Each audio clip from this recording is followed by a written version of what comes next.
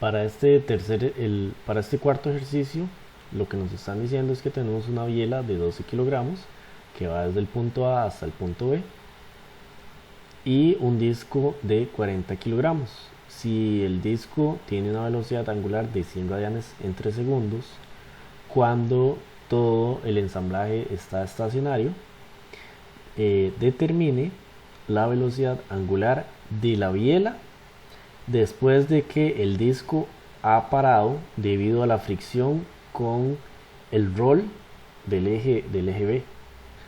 Entonces, simplemente es que la biela va a empezar a girar debido a que el disco está empezando a parar. Entonces, ¿qué es lo que pasa? Que el momento angular del disco se va a trasladar a la biela.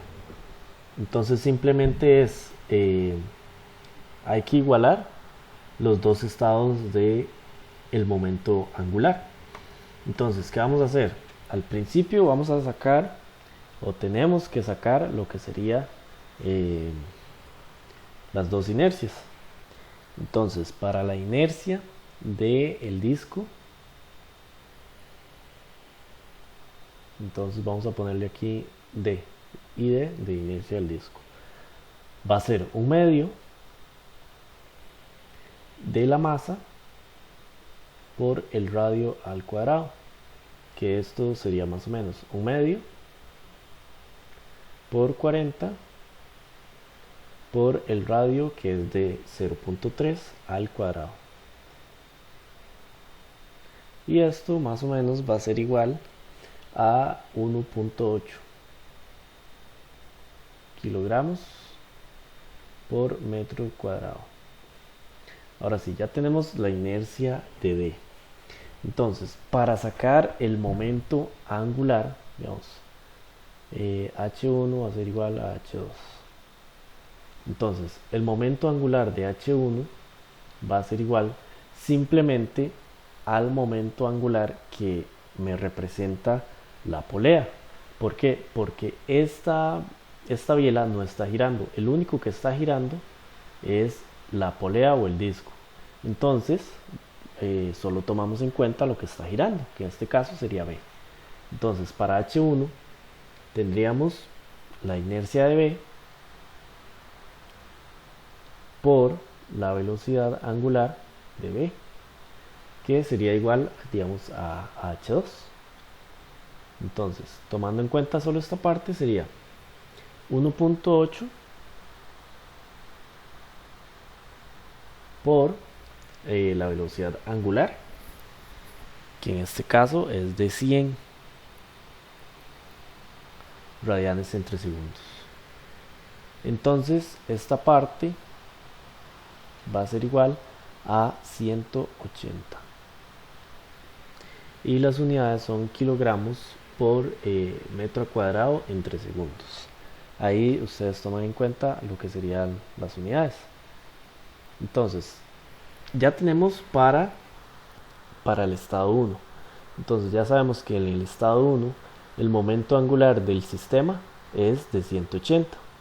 Y ahora hay que tomar en cuenta para el estado 2, o sea, estudiar el estado 2 cuando ya el disco empieza a parar y esta biela empieza a girar para este otro lado. Entonces tiene que girar para un lado y en teoría este disco va a empezar a parar. Entonces, ¿qué vamos a hacer? Vamos a decir que H2 va a ser igual a la inercia por la velocidad angular en el estado 2.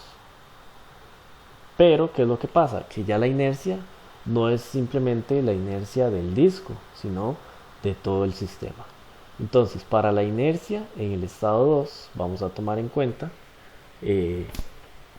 todo lo que sería la biela y el disco.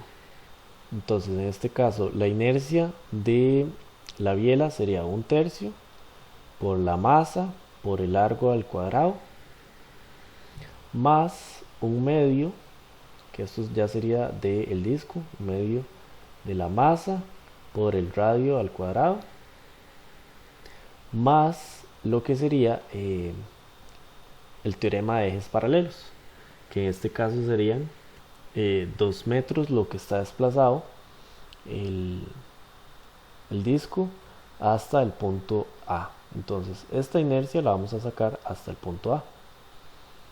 Entonces, ¿por qué la viga, digamos, normalmente es acá? Pero si tomamos en cuenta un tercio ya es tomando el centro de gravedad de la viga en el punto A. Entonces solo tenemos que hacer ejes paralelos para el disco.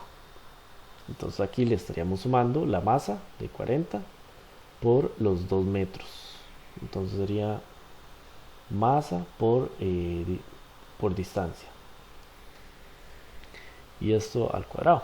Entonces la inercia para el estado 2, o sea, la inercia cuando se toma en cuenta todo el sistema, va a ser un tercio por la masa, que va a ser de 12 kilogramos, por el largo de 2 al cuadrado, más un medio, de 40 por 0,3, más 40 por 2 al cuadrado. Entonces ya aquí, esta sería la inercia del sistema completo en el punto A, aquí. Entonces esto más o menos nos tiene que dar 177,5 por ahí. Y esto ya sabemos que es kilogramos por metro al cuadrado. Ahora, ¿qué es lo que pasa? Ya tenemos H1, que ya dijimos que H1 es 180, y tendríamos H2. Entonces vamos a hacer la igualdad. Entonces H1 tiene que ser igual a H2. ¿Por qué se tiene que mantener el momento angular? Porque cuando este empiece a parar, la viga va a empezar a girar. Entonces, ¿qué es lo que pasa? Es un estado de igualdad. Es como en el tema de energías, que la energía en el estado 1 iba a ser igual al estado 2 cuando no hubiera ninguna pérdida. Entonces pasa muy parecido, casi que igual, que se van a mantener los dos momentos angulares. Entonces H1 ya habíamos dicho que era 180, y H2 sabemos que es a la inercia por la velocidad angular de 2. Entonces va a ser 180 igual a 177,5 por la velocidad angular de 2. Y de ahí podemos despejar. Entonces lo que podemos hacer es simplemente despejar. La velocidad angular de la biela, en este caso, va a ser aproximadamente 1 radián en 3 segundos. Y de esta manera, bueno, da 1.01, pero redondeado a 1 radián en 3 segundos. Entonces de esta manera encontramos la velocidad a la que se va a mover la biela. Entonces recordar, digamos, al principio, vean que solo tomamos la inercia del disco porque la biela iba a estar parada, iba a estar en reposo, no se iba a mover. Entonces, ¿qué es lo que pasa? Que la inercia de todo el estado de la biela más el disco simplemente va a ser solamente el disco. Eso por esa parte. Y simplemente hacer la velocidad. Ya la velocidad angular ya me la daban, entonces ya obteníamos el momento angular en el estado 1. Y para el estado 2, como el disco iba a empezar a parar y la biela se iba a empezar a mover, entonces ya ahí sí tomamos en cuenta todo el sistema, la biela y el disco, para sacar la inercia. Entonces, primordial aquí lo que sería sacar la inercia. Ya una vez sacada la inercia, simplemente hacemos la igualdad y podemos despejar la velocidad angular.